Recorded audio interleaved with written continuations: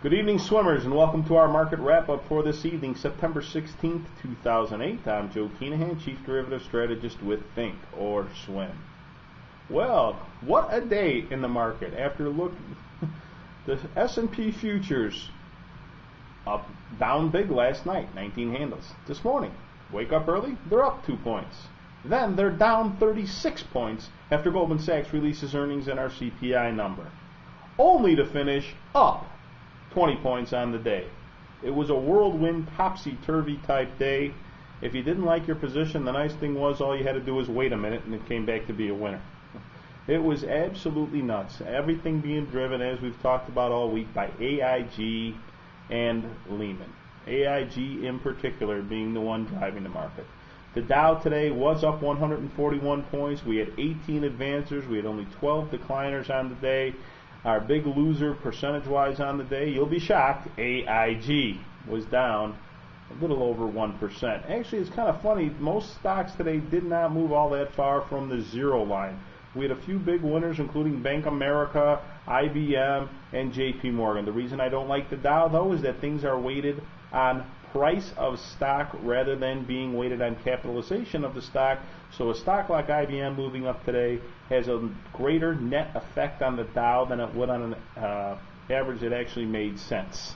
You know, honestly, the Dow was a great average in 1934, but for today it certainly doesn't make sense. You should be looking at the S&P 500. And as we said, the S&P 500 was up quite a bit today, being up over 20 handles. S&P future is now in the 1217 handle.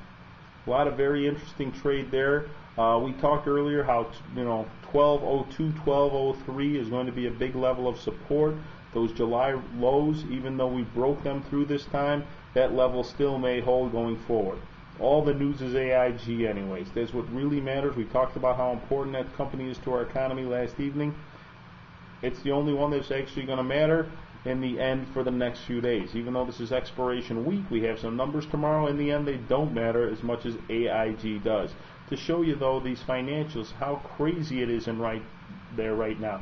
GE, General Electric, the most solid, stalwart company there is. October volatility in there, 114%. I don't ever remember seeing GE like this, except for perhaps the crash in '87. Other than that, GE's usually got a volatility somewhere around 32. This is craziness. For AIG, just something I'd like to point out to all of you. For AIG, in October, the stock trading $3.75.